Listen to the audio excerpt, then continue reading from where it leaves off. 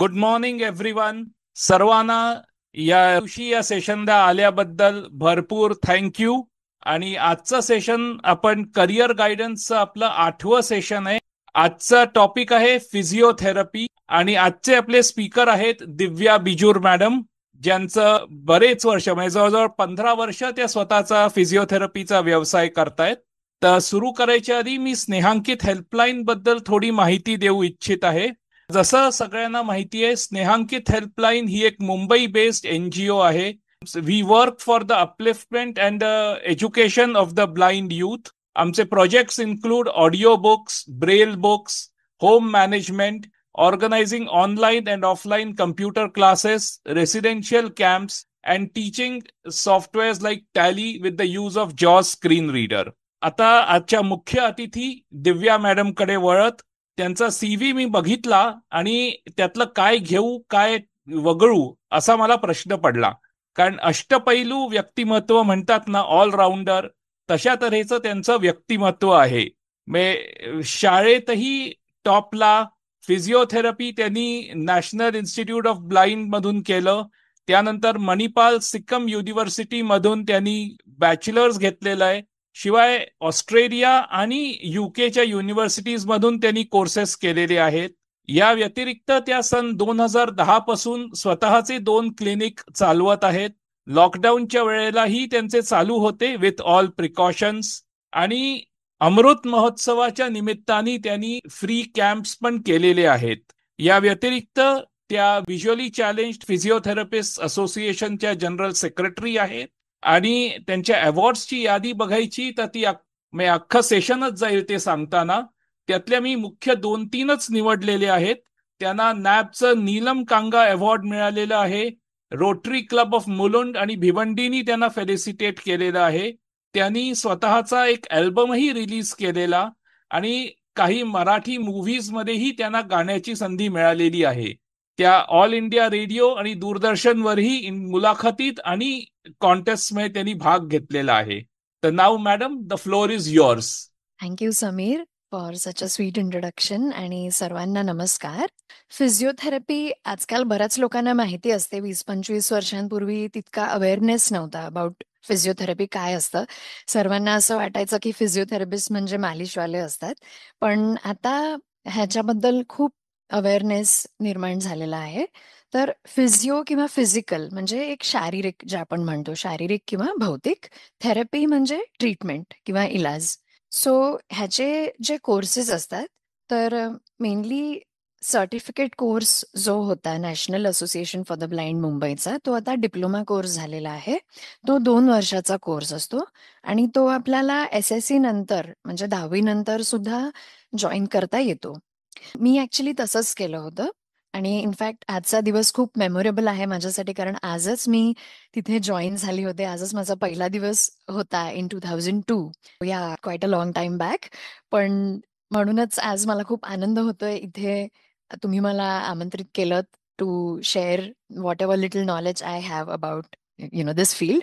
तर सेकंडली आता काय झालंय ॲक्च्युली की खूप वर्ष झालेली आहेत अर्थात.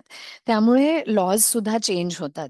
ओके, सो आता 2020 मध्ये आपल्या गव्हर्नमेंटनी एक अलाइड हेल्थ प्रोफेशनल्स ऍक्ट म्हणून पास केलेला आहे आणि त्याच्या अंतर्गत जे डिप्लोमा होल्डर्स असतात physiotherapist, they are always going to be assistant physiotherapy. जसं आपण ऐकलं असेल की खूप लोक डिप्लोमा इन लॅबोरेटरी टेक्नॉलॉजी करतात, म्हणजे जसं आपण ब्लड टेस्ट वगैरे करतो त्याच्यामध्ये काही डिप्लोमा होल्डर्स, सर्टिफिकेट होल्डर्स सुद्धा असतात आणि काही MD पॅथॉलॉजिस्ट असतात जे स्वतःचा लॅब चालवू शकतात.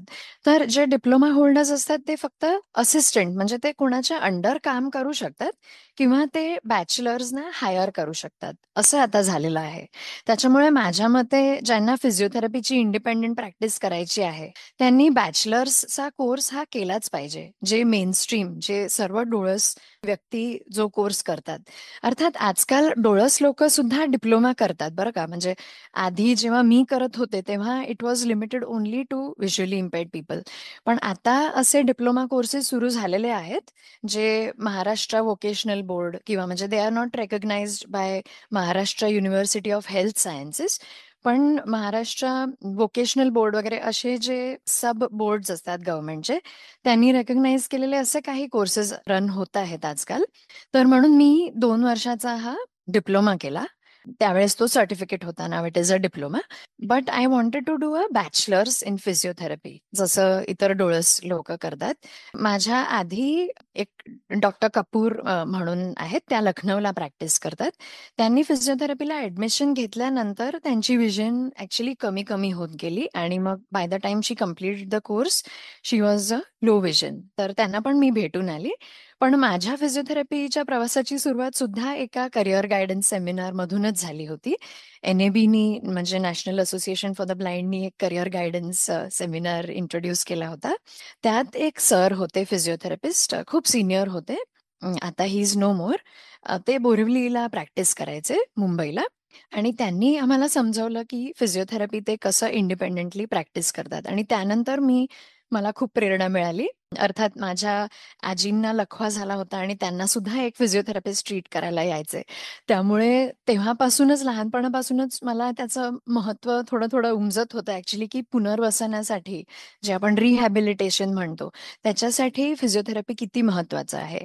आणि त्यानंतर मला असं जाणवलं की बॅचलर्स कोर्ससाठी आपल्याला 12वी सायन्स हे अत्यावश्यक आहे. त्याशिवाय आपण बॅचलर्स करू शकतच नाही.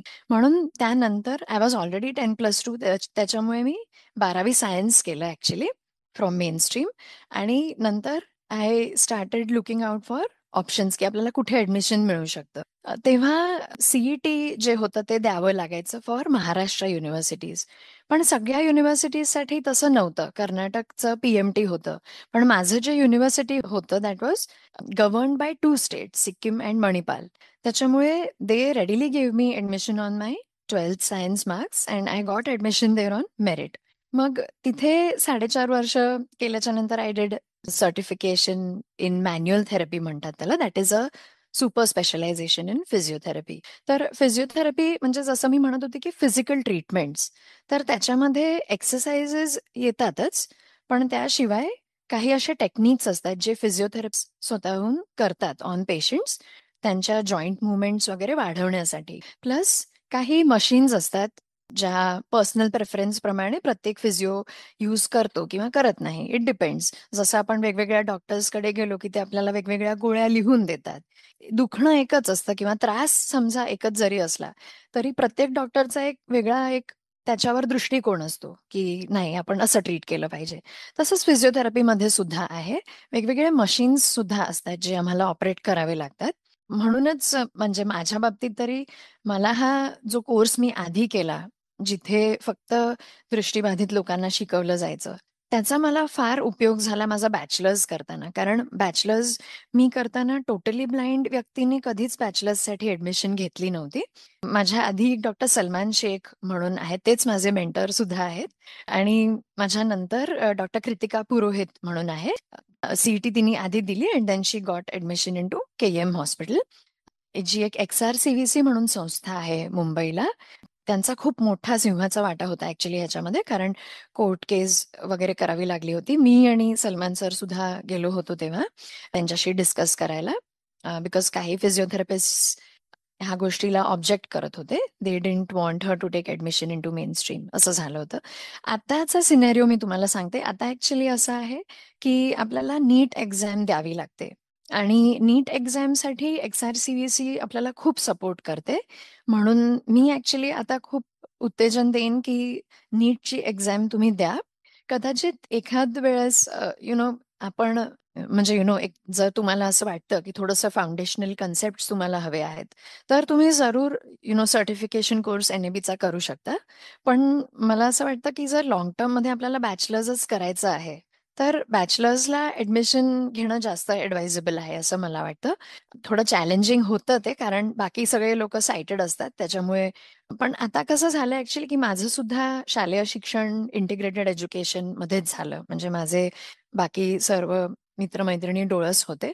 तर ह्या माझ्या फिजिओ कोर्स 4.5 वर्षाचा जो बॅचलर्सचा कोर्स होता, ह्याच्यामध्ये सुद्धा असंच होतं की मी एकटीच ब्लाइंड होते. पण म्हणजे माझ्या सर्व प्रोफेसर्सना खूप आश्चर्य झालं की फायनल इयरमध्ये मी फर्स्ट आले in my class in 90 students. Because actually final इयरमध्ये तर एक्सटर्नल एक्झामिनर्स सुद्धा असतात. म्हणजे त्यांना तर काहीच असं माहिती नसतं की कोण कसं आहे. They would just see me as a blind candidate. आणि चॅलेंजेस तर असतात, प्रत्येकाचे वेगळे चॅलेंजेस असतात depending on how much sight you have. म्हणूनच मला सलमान सरांची ॲक्च्युली खूप मदत झाली. He was a great mentor. He was very encouraging. आणि I was very happy that I could mentor Kritika also to a great extent. अर्थात she is also a very strong lady, त्याच्यामुळे शी also did it. ह्याच्यामध्ये कारण mainly असं होतं की थोडीशी आपली तुलना होते with somebody who is sighted. शेवटी एखाद्या मोठ्या हॉस्पिटलमध्ये किंवा एखाद्या मोठ्या सेटअपमध्ये आपल्याला माहिती असणं खूप कठीण असतं की काय कुठे ठेवलेलं आहे. सायटेड लोक सुद्धा एकमेकांना विचारत असायचे, अरे तूने ये मशीन किधर रखा, तूने ये बेल्ट किधर रखा. असं ते सुद्धा एकमेकांना विचारत असायचे. पण असं होतं ना की जेव्हा आपण विचारतो तेव्हा इट इज समथिंग व्हेरी एक लाजीरवाणं समजलं जातं, की हा हिला तर दिसत नाही बिचारीला म्हणून ही विचारते. असं होतं. So but it's okay. खूप वेळा आपल्याला काही गोष्टींना एक टर्न अ डेफ इयर म्हणतो ना, तसं करावं लागतं, नाही तर आपण पुढे नाही जाऊ शकत. तसं असतं. फिजिओथेरपीमधले अपॉर्च्युनिटीज, फिजिओथेरपी आता खूप वाढत आहे दिवसेंदिवस. आता जसं आपल्या सर्वांना माहिती आहे की कॅन्सर पण वाढतंय. फिजिओथेरपी कॅन्सरमध्ये सुद्धा दिली जाते. डिपेंडिंग ऑन काय कॅन्सर आहे. जर ऑपरेशन झालं असेल तर ऑपरेशन नंतर पुनर्वसनासाठी फिजिओथेरपी असते. जसं तुम्ही ऐकलं असेल की गुडघ्यांचे ऑपरेशन्स होतात आजकाल. गुडघे बदलले जातात, हिप्स चेंज केले जातात, कोणाला फ्रॅक्चर होतं त्याचं ऑपरेशन केलं जातं. जरी प्लास्टर केलं असलं फ्रॅक्चरच्या नंतर, तरी सुद्धा त्याचा पुनर्वसनासाठी फिजिओथेरपी ॲक्च्युली खूप महत्वाचं आहे. खूप वेगवेगळ्या क्षेत्रात, म्हणजे जसं स्पोर्ट्स मेडिसिन आहे, आयसीयूमध्ये आहे, कार्डिओ रेस्पिरेटरी आहे. आजकाल खूप हार्ट ऑपरेशन्स होतात, लंग सर्जरीज होतात. ठीक आहे. तर आयसीयूमध्ये सुद्धा फिजिओथेरपिस्ट खूप काम करतात. दृष्टीबाधितच्या व्ह्यू पॉइंटनी हे प्रत्येकाचा प्रेफरन्स असतो. ही जी गोष्ट असते ना, म्हणजे इट डिपेंड्स. काही लोकांना साईट असून सुद्धा they will not prefer to work in an ICU, असं असतं. काही म्हणजे माझ्या ओळखीच्या मुली आहेत ज्यांनी केएम हॉस्पिटलमधून after Kritika they did their BPT. They are low vision, they are not totally blind. पण त्यांनी दे हॅव डन, म्हणजे बॅचलर्सच्या नंतर मास्टर्स केलं जातं. मास्टर्सचा सुद्धा कोर्स असतो. पीएचडी सुद्धा करू शकतो आपण. ओके. सो रिसर्च करू शकतो. ओके. क्लिनिकल, सो म्हणून क्लिनिशियन्स असतात, रिसर्चर्स असतात, टीचर्स असतात इन फिजिओथेरपी. ओके. असं आहे.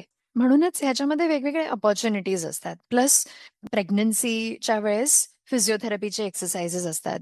प्रेग्नन्सीच्या नंतर पुनर्वसनासाठी एक्सरसाइजेस असतात. स्पोर्ट्स मेडिसिन सुद्धा तुम्ही ऐकलं असेल की जेव्हा ॲथलीट्सना इंजुरीज होतात तेव्हा त्या स्पोर्ट्स फील्डवर फिजिओज असतात आणि ते त्यांना पटकन तिथल्या तिथेच ट्रीट करतात. माझ्याकडे सुद्धा काही असे ॲथलीट्स येतात ज्यांना ॲज सच फील्डवर इंजुरी झालेली नसते, पण नंतर कधी प्रॅक्टिसच्या वेळेस वगैरे झाली असते. That is basically. आणि न्यूरो, म्हणजे जर लकवा झाला असेल किंवा नर्व्हज, तुम्ही ऐकलं असेल की कोणाकोणाला स्पायनल कॉर्डचे प्रॉब्लेम्स असतात, कोणाकोणाला जन्मतःच सेरेब्रल पॉल्झी असतं. ओके. सो त्याला न्यूरो फिजिओथेरपी म्हणतात. त्याचे सुद्धा स्पेशलिस्ट असतात. ओके. जसं प्रत्येक गोष्टीत तुम्ही ऐकलं असेल की डॉक्टर्स सुद्धा आता तऱ्हेतऱ्हेचे असतात. प्रत्येक मेडिकल फील्डमध्ये सुद्धा स्पेशालिटी येते. तसंच फिजिओथेरपीमध्ये सुद्धा स्पेशलायझेशन्स वेगवेगळे असतात. ओके. ते ॲक्च्युली आपल्यावर आहे की आपल्याला किती शिकायचं आहे. मला ॲक्च्युली माझंच एक सेटअप करायचं होतं की जिथे मला माहिती असेल की काय कुठे आहे. जिथे मला माहिती असेल की कुठल्या पेशंटला कुठे घ्यायचंय, तरच आपण पूर्णपणे स्वावलंबी होऊ शकतो. पूर्णपणे आपण, मला असं वाटतं की आत्मनिर्भर होऊ शकतो किंवा काय कुठे आहे. आपल्याला तो एक कॉन्फिडन्स येतो आणि जेव्हा आपल्याला स्वतःमध्ये कॉन्फिडन्स असतो, तेव्हा पेशंटला सुद्धा आपल्यावर कॉन्फिडन्स येतो, की हां, ह्या व्यक्तीला माहिती आहे ही काय करते आणि म्हणून ही मला इफेक्टिव्हली ट्रीट करेलच. त्याच्यात काही प्रश्नच नाही. ओके. असं होतं. आणि पण असं काही नाहीये. काही लोकं हॉस्पिटल्समध्ये सुद्धा जॉब्स करतात. ती एका हॉस्पिटलला अटॅच्ड आहे, जी कार्डिओ रेस्पिरेटरीमध्ये स्पेशलिस्ट आहे. ओके. अशा वेगवेगळ्या गोष्टी असतात इन फिजिओथेरपी. पण माझं प्रायव्हेट प्रॅक्टिस आहे असं म्हणू शकतो आपण. Private practice since the last 15 years. मी नोव्हेंबर 2010 पासून मी सुरुवात केली माझ्या क्लिनिक्सची. आणि going great by God's grace. मध्ये-मध्ये मी असे छोटे कोर्सेस करत असते. जसं सेशनच्या आधी आपलं डिस्कशन झालं, की वी आर ऑल्वेज स्टुडंट्स. ह्याच्यात असं काही नाहीये, की मी काहीतरी मोठं तुम्हाला सांगते आणि यू ऑल आर स्टुडंट्स, असं काही नाहीये.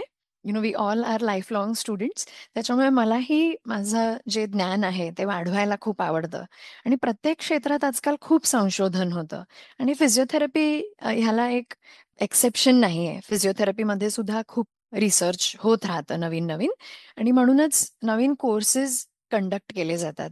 जेणेकरून नवीन-नवीन टेक्निक्स शिकवले जातात किंवा कुठले टेक्निक्स ॲक्सेसिबल आपल्याला आहेत, कसे आपण करू शकतो. त्या सगळ्या गोष्टींचं आम्ही डिस्कशन करतो ॲट आवर असोसिएशन. मी जनरल सेक्रेटरी आहे of visually challenged physiotherapists association, व्ही-सी-पी-ए.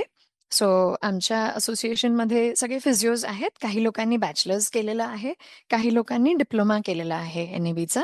तर आम्ही भेटत असतो. आम्ही आमच्या पेशंट्सबद्दल डिस्कस करत असतो, नवीन टेक्निक्सबद्दल डिस्कस करत असतो आणि जेव्हा आपण दुसऱ्यांबरोबर काही गोष्टी डिस्कस करतो, तेव्हा त्याचं एक वेगळं महत्त्व असतं. ते ज्ञान आपलं अजून वाढतं आणि अशी आमची समज आहे सर्वांचीच ॲट आवर असोसिएशन. असा एक आमचा छानसा ग्रुप आहे, ज्याच्यामुळे आम्ही प्रोफेशनल डेव्हलपमेंट सुद्धा खूप छान करू शकतो. ओके. प्लस एक एंडमध्ये मी इतकंच सांगेन, की आपण प्रोफेशनली कितीही डेव्हलप झालो, तरी सुद्धा आपले काही छंद असणं खूप आवश्यक आहे. त्याच्यामुळे आपल्याला एक चांगला ब्रेक सुद्धा मिळतो. म्हणजे माझ्या 10th मध्ये सुद्धा 12th मध्ये सुद्धा मी म्युझिक चालू ठेवलं होतं. कारण त्याच्यामुळे मला खूप छान एक ब्रेक मिळायचा, एक स्ट्रेस बस्टर म्हणतो आपण आजकाल. ते खूप छान व्हायचं आणि त्याच्यानंतर जेव्हा मी अभ्यास करायचे, तेव्हा मला असं वाटतं की I could focus better on what I am studying and I would be able to retain it better. तसं. म्हणून मला असं वाटतं की हो, एक आपण आपला करियर डेव्हलप केलंच पाहिजे. पण हे सुद्धा हवं आणि प्लस फिजिकल फिटनेस सुद्धा हवं.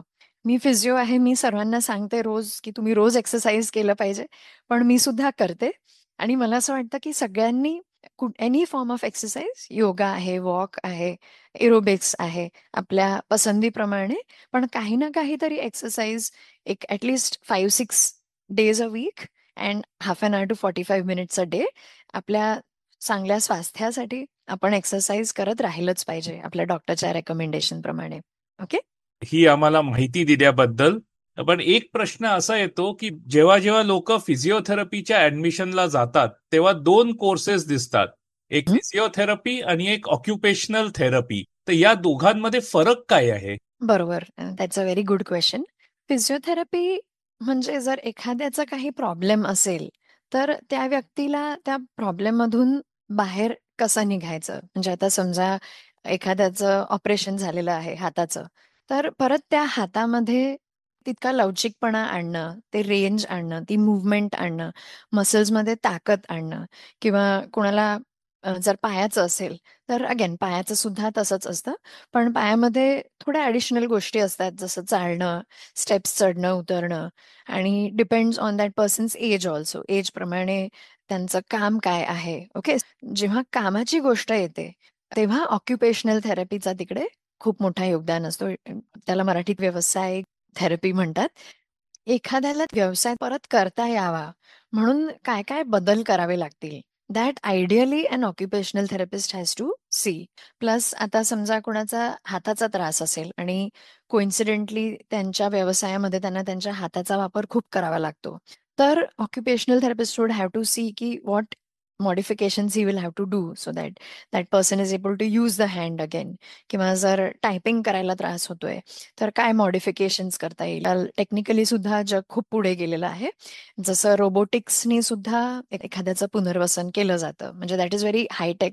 सगळ्यांकडे नसतं ते. But I am just saying की खूप ॲडव्हान्सेस होतायत आणि ऑक्युपेशनल थेरपी मुलांसाठी सुद्धा असते, जशी फिजिओथेरपी सुद्धा असते. मुलांना सुद्धा म्हणजे लॉट ऑफ प्ले ॲक्टिव्हिटीज किंवा त्यांना एखादी मूव्हमेंट करताना काय बदल आणावे लागतील, की जेणेकरून ते मूव्हमेंट्स ते करू शकतात. त्या सगळ्या गोष्टी जनरली ऑक्युपेशनल थेरपिस्ट जास्त बघतात. इंडियामध्ये तरी ऑक्युपेशनल थेरपिस्टचे ॲक्चुअली खाजगी क्लिनिक्स मी तरी खूप कमी बघितलेत. माझ्या इथे वसई विरार एरियामध्ये सुद्धा हार्डली 1-2 ऑक्युपेशनल थेरपिस्ट आहेत, जे जास्त असले पाहिजेत. पण somehow most people have attachments in bigger hospitals कारण तिथे त्यांना patient also gets everything under one roof. जर काही मॉडिफिकेशन करायचंय, काही स्प्लिंट म्हणतात त्याला, म्हणजे जर हात एका पोझिशनमध्ये राहत नाहीये, तर ते हात तसा ठेवायला they have to have different वेगवेगळे पट्टे बनवले जातात, ते सगळं. सो त्या सगळ्या सुविधा आयडियली जिथे असतात, तिथे त्यांना थोडंसं इझी होतं, because everything comes under one roof. तर असं आहे. म्हणून पण जनरली जे मुलांना वगैरे ट्रीट करतात त्यांचे स्वतःचे खाजगी दवाखाने असतात, because they can have everything there to treat children, तसं. So that is the main difference. आता मी तरी असं ऐकलं नाहीये any visually impaired person going in to occupational therapy. पण यू नेव्हर नो, फ्युचरमध्ये जाऊ सुद्धा शकतात. And I want people in fact to go in to different fields. म्हणजे असं काही नाहीये की फिजिओथेरपी हा एक कोणीतरी केलंय म्हणून पण फिजिओथेरपीच केलं पाहिजे, असं काही नाहीये. But yes, nowadays there are many different things that are opening up, तसं. फिजिओथेरपी करताना, बॅचलर ऑफ फिजिओथेरपी करताना इंटर्नशिप ही गरजेची असते का? म्हणजे इज इट मॅन्डेटरी? आणि जरी नसेल तरी करणं किती ऍडवाइजेबल आहे? It is mandatory in any physiotherapy course. जो मी डिप्लोमा कोर्स केला होता, त्याच्यामध्ये सुद्धा आम्हाला 3 मंथ्सची इंटर्नशिप होती. That was a 2 years course. त्याच्यात 3 मंथ्सची इंटर्नशिप होती. आणि जे बॅचलर्सचं कोर्स असतं, ते कोर्स 4 वर्षांचं असतं. जसं MBBS असतं, तसंच त्याच्यामध्ये सुद्धा सगळं फार्मेकॉलॉजी, बायोकेमिस्ट्री सगळे सब्जेक्ट्स असतात आम्हाला सुद्धा. पण अर्थात वी ॲज फिजिओथेरपिस्ट आम्ही लिगली मेडिसिन्स प्रिस्क्राईब करू शकत नाही. आम्हाला मेडिसिन्सची सगळी माहिती असणं गरजेचं असतं, बिकॉज आम्हाला माहिती हवी की एखादा पेशंट काय औषधं घेतोय. So that when he exercises आम्हाला माहिती पाहिजे की त्या औषधांचा काय इफेक्ट असू शकतो त्या व्यक्तीवर. आणि इंटर्नशिप जर 4 वर्षांचा कोर्स असेल तर 6 महिन्यांची इंटर्नशिप असते आणि ती कंपल्सरी असते. इंटर्नशिप केल्याशिवाय आपल्याला फिजिओथेरपीची डिग्री मिळत नाही. And that is true for any medical course, even dentistry. MBBS तर झालंच, पण हा dentist, BDS, BAMS, BHMS, any medical course you take through NEET, you have to do internship. That is absolutely necessary. कारण जेव्हा आपण clinical postings वगैरे तर असतात. जेव्हा आपण प्रोफेशनल कोर्स करत असतो तेव्हा सुद्धा we have to go to different clinics, hospitals वगैरे, ते तर असतं. पण शेवटी तेव्हा आपण स्टुडंट्स असतो. आपल्याला माहिती नसतं की एक जे ट्रीटमेंट आहे ते पूर्णपणे कसं केलं जातं, काय डिसिजन्स घेतले जातात, कसं पेशंटला तपासलं जातं. त्या सगळ्या गोष्टी आपल्याला इंटर्नशिपमध्ये खूप शिकायला मिळतात.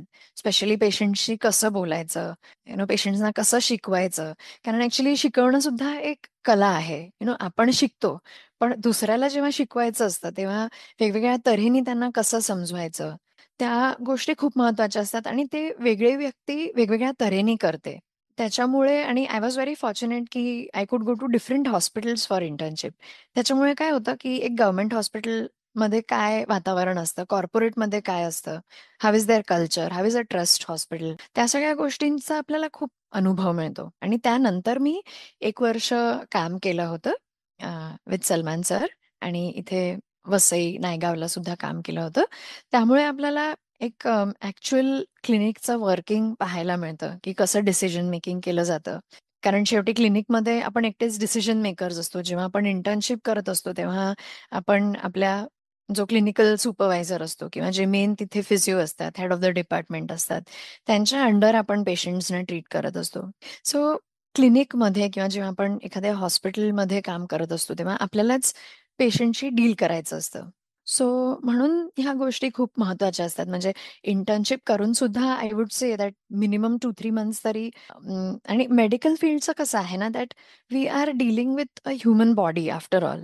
यू नो त्यामुळे we have to be doubly careful, असं असतं. आणि म्हणूनच बहुतेक ते कसं नाही म्हणणार, पण काही डोळस फिजिओजना थोडं ऑब्जेक्शन असतं on visually impaired people being physios. पण ते तर मला वाटतं की प्रत्येक फील्डमध्येच आहे. आय एम शुअर की माणसांना दुसऱ्यामधल्या आगळ्या-वेगळापणा बघायचीच सवय असते. मग ते काहीही असो, रंग असो, डिसेबिलिटी असो, काहीही असो. एक आगळे-वेगळेपण घेऊन त्याच्यावर तर्क-वितर्क करण्यामध्ये माणसाचं आयुष्य जातं खूप वेळा. So it's okay. अशा गोष्टी आपल्याला थोड्याशा अनदेखा कराव्या लागतात, असं आहे. हे इंटर्नशिप हॉस्पिटलमध्येच करावी लागते का प्रायव्हेट प्रॅक्टिसमध्ये असलेल्या फिजिओकडे पण केलेली चालते? Depends on your college actually. आमच्या कॉलेजनी आम्हाला वेगवेगळे हॉस्पिटल्स आणि ट्रस्ट क्लिनिक्स दिले होते actually. They had not given us private clinics. But त्यानंतर आपण प्रायव्हेट क्लिनिकमध्ये internship, I mean not internship, but it can be called observership. आपण प्रायव्हेट क्लिनिकमध्ये काम करू शकतो किंवा we can go there for experience.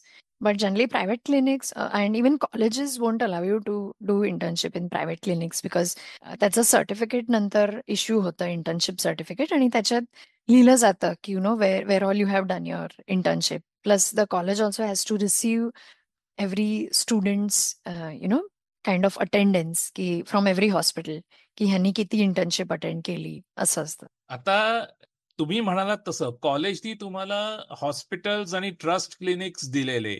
आता सीए कोर्समध्ये कसं होतं, स्टुडंट्सना सांगितलं जातं तुम्ही तुमची आर्टिकलशिप शोधा. पण ओके. फिजिओथेरपीमध्ये द कॉलेजची रिस्पॉन्सिबिलिटी असते का शोधून देणं हॉस्पिटल्स?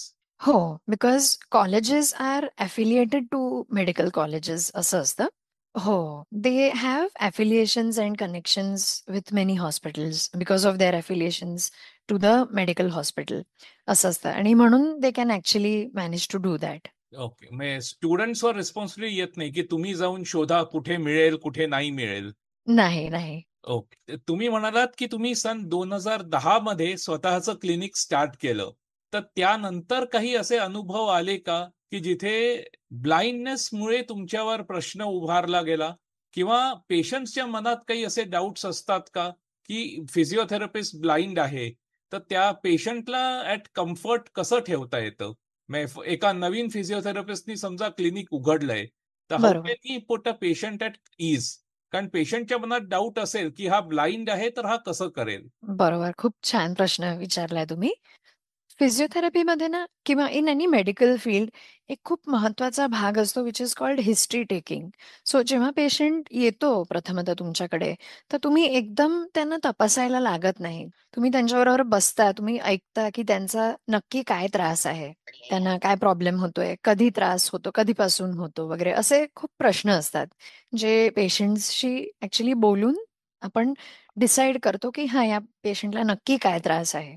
आणि त्यानंतर जितकी माझी अंडरस्टँडिंग डेव्हलप होते, मी पेशंटला बसून समजवते की त्यांना काय त्रास आहे रफली, आणि that I am going to examine him or her. By that time the patient has spoken to me, the patient has opened up to me. त्याच्यामुळे त्यांना खूप असा कॉन्फिडन्स येतो की हां, she knows what my problem is, so she is going to examine me. Examine केल्याच्या नंतर मी त्यांना समजवते की what treatment I am going to give them. तसं असल्यामुळे most of the times they know what they are going to go through. They know what has happen to them. मी त्यांना समजावते की त्यांना काय झालेलं आहे, जे खूप पेशंट्सना माहिती सुद्धा नसतं. म्हणजे तुम्हाला आश्चर्य होईल की मुंबईला पेशंट्स मोठ्या-मोठ्या डॉक्टर्सना दाखवून येतात and the patient doesn't know की एक्झॅक्टली त्याला कशामुळे असा त्रास होतोय. So many times the doctors don't even speak to the patients, which is a very sad thing. पण तसं बोलल्यामुळे पेशंट्सना खूप बरं वाटतं actually, and they know that this person knows what she is going to do and she knows what has happen to me. आणि त्याच्यामुळे पेशंटला खूप आपल्यावर एक विश्वास बसतो. आणि मला तरी आजपर्यंत असं कोणी खूप शंकेने काही म्हटलेलं नाहीये, की तुम्ही ब्लाइंड आहात, तर तुम्ही मला कसं ट्रीट करणार? हां, ट्रीटमेंट सुरू झाल्यानंतर त्यांचे काही कुतूहलास्पद प्रश्न असतात, जसं काही तुम्ही कसा अभ्यास केलात, किंवा तुम्ही इंटर्नशिपच्या वेळेस कसं तुम्ही मॅनेज केलं वगैरे, ते काही प्रश्न असतात. पण आय एम शुअर आपल्या सर्वांनाच समजतं, की कोणाचं एक जेन्युइन एक कुतूहल असतं, किंवा कोणाला एक ती शंका असते. म्हणजे खूप वेळा प्रश्न एकच असतो, पण जसा तो प्रश्न विचारला जातो ना, त्याच्याने आपल्याला खूप महत्वाचं, म्हणजे एक जाणीव मिळते एक महत्वाची, की हे कुठल्या दृष्टिकोनातून विचारलं जातंय, शंकेने की कुतूहलाने, असं. मला तरी टचवूड आजपर्यंत खूप पॉझिटिव्ह प्रतिसाद मिळालाय. कोणीही मला असं म्हटलं नाही, की "अरे, तुम्ही ब्लाइंड आहात, मग आता मी तुमच्याकडून नाही ट्रीटमेंट घेणार." And they just walk out. असं माझ्या बाबतीत तरी कधी झालं नाही. ओके. तर अजून कोणाला काही प्रश्न आहेत? He has given all the information precisely. So at the moment, I don't have any questions. It's very, she has put everything very nicely. Thank you. Thank you, ma'am. तुमच्या I have a question. May I ask, please? या definite. Yeah, sure. Okay. So you touched upon exercises for cancer patients. What kind of cancer treatments can be given in terms of physio? What kind of cancer patients can be treated with physio? Firstly, like I was saying, many people are operated during cancer for their Okay. to remove their tumor, you know.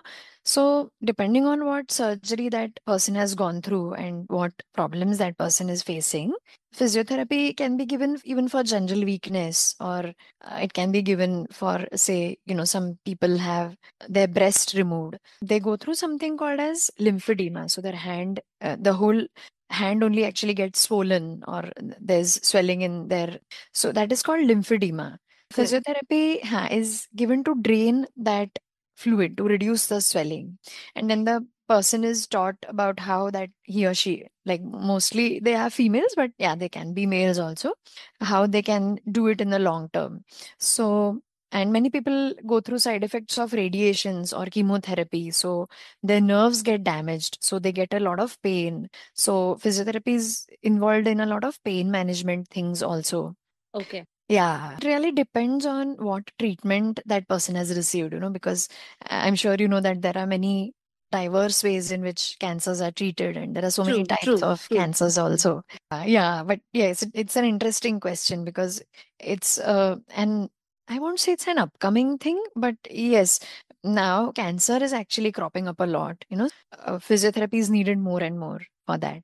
Also, another question that I have is, supposing somebody aspires to do bachelor's in physiotherapy, okay, how accessible is the study material that is provided? Colleges, even in general, won't provide you with any study material. They would ask you to refer different books, and the lecturers would, you know, give lectures. What I used to do is I had taken permission from the university to record my lectures, and then I would actually get home, and back then, you know, so like in before 2010, we would always have to scan our books and OCR them and all that. It was quite a long process, but now it's much easier because we have a lot of ebooks. I would say, as far as academics is concerned, accessibility is not bad. I mean, it's not very good either, I would say, but yeah, it's much better than what it was like 20 years ago. As far as the practical portion is concerned, see, the university wouldn't take your responsibility like they would take in UK or other countries. When you take admission to a university in, say, US or UK, they would say, okay, what accommodations do you need? How do you want us to assist you? And we'll do that. You know? That's But why India does flog to a great extent. yeah, but my university was not a government university. They were quite open to those things, you know. So, like, my professors would tell me that, you know, you tell us how you want us to explain you something, because, you know, we have never taught a visually impaired person. So we don't know, which was a very genuine concern from their part, you know. And the university had told me, okay, you should have a scribe who is not a physiotherapist, which was also very legit thing, you know, that, yeah, of course. But they allowed me a scribe because they couldn't allow me a laptop or a computer, which Okay. is okay. Yeah, which is, of course, not even allowed in government colleges. So you have to have a scribe. Yeah, but as far as the applied things, like, you know, actually being there in the clinics or and all that, that actually many times we have to have those social skills. We have to do the ice breaking. We have to prove ourselves to the professors, the physio who is in charge there, you know, that I have so and so skills and I can treat patients here. It's just that I'll need some guidance, because every place would have different machines, and all machines are not talking, because obviously we are the minority, you know. बहुत सारे दृष्टिहीन लोग नहीं होते हैं physio field में, तो they don't have machines that are talking, right? So some places we do need assistance, and I would say it's better to take assistance than to harm somebody, you know, harm a patient. And when I went to the UK, that is the one of the very assuring things that I learned, you know, because there they said that, oh, of course, you can take assistance. You know, you don't have to feel that that makes you inferior in any way. You know, because here it's like, oh, you are taking assistance from someone means, do you even know what you're doing? मतलब ऐसे attitude हो जाता है कभी कभी किसी किसी का. But it totally changed my attitude because see, whatever I can do, obviously I can and I will do. But jahan pe I know that it's not accessible, there I have to take assistance. So I would tell my friends also to set machines. यहाँ पे in India I would say the best advantage is that you have a lot of human resource. तो मेरे साथ मेरे काफी friends भी रहते थे. So they would adjust the machines for me. But yes, the deciding person would be me. That हाँ मुझे ये मशीन देना है पेशेंट को मेरे इवेल्युएशन के हिसाब से. I feel the patient should receive this treatment. I would always be in charge of the treatment, but somebody would machines patients पे लगाऊंगी भी मैं ही. बट कभी कभी सेटिंग के लिए असिस्टेंस लेना पड़ता था. Accessibility is not full proof I would say, but yes, actually, the more people trudge on that road, the better the roads are. वैसे रहता है. I feel it will start coming up, and many people are now. A couple of days back, one person asked me about accessibility in physiotherapy because abhi there are a lot of advanced machines that are coming in physio that work on artificial intelligence, that work on virtual reality. But of course, ये बातें accessible होना थोड़ा मुश्किल हो जाता है because of course they have touch panels, they have instructions that come up on the screen that are not spoken out. So ideally they should be spoken out because patient अभी जिन्हें stroke रहता है, जिन्हें paralysis हुआ रहता है, उन्हें काफी बार visual problems भी होते हैं. ओके, सो उन्हें कभी कभी एक साइड का फील्ड विजन जिससे बोलते हैं वो नहीं दिखता है. काफी बार विजुअल इंस्ट्रक्शंस पेशेंट्स भी पढ़ पाएंगे ही ऐसे हम नहीं बोल सकते. जैसे बहुत सीनियर सिटीजन्स होते हैं, उन्हें भी विजन की दिक्कत हो सकती है. They may not be totally blind, but they may need a little larger print, और if something is spoken out तो फिर तो बात ही बन जाए. Its accessibility is gradually coming up, like it is coming up in all fields. But yes, it will take its time, I think. Okay, Divya, now please tell me, how safe is it for male students to do physiotherapy against vis-a-vis female students? Because what happens is you come Right? in physical proximity with the patient, and the Yes. patient knows that you are not able to see. Correct. So, what kind of, safety wise, or you understand my question, like between Yes, yes. male physiotherapists and a female physiotherapist. What are the differences? There are many male visually impaired physios also that I know. And when we meet for such courses or such workshops, we do try things on each other. So before we actually do it on patients, we do it on each other. What I have observed about my male colleagues is that they would speak a lot to you to ensure your orientation, your position. Okay, मतलब for sure आप कहाँ हो, कैसे हो.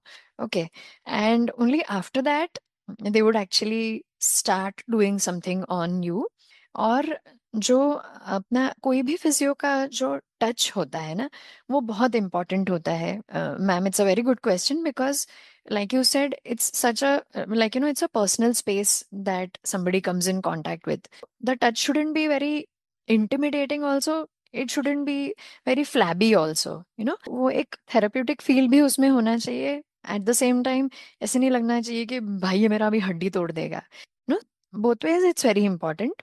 Like No, you what said, I wanted to know was, हाँ, like, because you are a female therapist, the yes. patient, what is the, what you call, मला ते बरोबर एक्सप्रेस करता येत नाही, पण त्यांची ॲटिट्यूड कशी असते तुमच्या बरोबर, म्हणजे हा, शी इज अ फिमेल, सो हो, I can take liberties, or What yes, yes. madam हाँ, to ask is the attitude of male patients to female physiotherapists and vice versa. exactly. तसं म्हणताय. ओके. मेल पेशंट्सच्या बाबतीत तरी तसं काही मला आढळलं नाही. आय थिंक मेनली बिकॉज मी सगळ्या मेल्सना भाऊच बनवून टाकते आधीच किंवा uncle. And most people are really nice. म्हणजे मला तरी कोणी असं भेटलं नाहीये who would try to take advantage of me or something. आणि अदरवाईज अबाउट मेल फिजिओज जे तुम्ही म्हणताय ना मॅम, असे 1-2 इन्स्टन्सेस झालेले आहेत wear a female was very uncomfortable or she was not handled properly by a male physio who's a VI, and that was very sad. पण ते सायटेड जगात सुद्धा होतं. म्हणजे मी सुद्धा ऐकलं आहे, एक फिजिओवर कारवाई झाली होती वगैरे. सो आय वोंट से की ब्लाइंड पीपल आर समवेअर अन एक्सेप्शन. पण हो, जसं मेल गायनेकॉलॉजिस्ट असतात, तुम्ही ऐकलं असेल. So it all depends on a patients preference. खूप वेळा असे प्रेफरन्सेस एथनिक असतात, कल्चरल असतात, पर्सनल सुद्धा असतात. काही लोकांना they won't prefer females, they won't prefer male physiotherapists because they have back problems, or they have tailbone pains, or तसं काही urinary incontinence, so they don't want a male physio to treat them. आणि तसंच मेल्सचं सुद्धा असतं many times. If they have tailbone pain, काही males are okay with me treating them. पण हॉस्पिटलमध्ये एकदा असं झालं होतं की there was a male patient, so our managing physio said की okay, I will only treat him because he wants a male physio. So we said okay, म्हणजे that preference is personal. Safety wise जे तुम्ही म्हणताय ना ma'am, मला असं वाटतं की we have to set our boundaries very firmly. की म्हणजे जसं तुम्ही म्हणताय की if I am treating a male patient, I would first speak to him. Even if he is a male, I'll tell him ki I'm examining you, because after all, it's a doctor-patient relationship, right? He has to know that I'm going to touch him. I'm going to encroach into his personal space. आणि तसंच मला वाटतं, म्हणजे I am sure की माझे mail colleague सुद्धा तसं करतात. ते ensure that the person of the opposite gender is taken into confidence, that treatment पुरतंच therapeutically only they would be contacted. Sorry, तसं. म्हणजे दोघांसाठी ती सेफ आहे फिजिओथेरपी हो करणं. हो हो ma'am. Any further questions? If there are no further questions, then we can wrap up today's event. Last call for any further questions. Mhm. Thank you, Divya madam, for giving us such a detailed information about how a blind person can become a physiotherapist. Thank Most you welcome. very much for joining us, and thank you for being part of our career guidance session. Thank you. Divya, thank you very much. खूप छान माहिती दिलीस. माय pleasure ma'am. मला पण खूप really बरं वाटलं. Thank you म्हणजे- मला इन्व्हाइट केल्याबद्दल.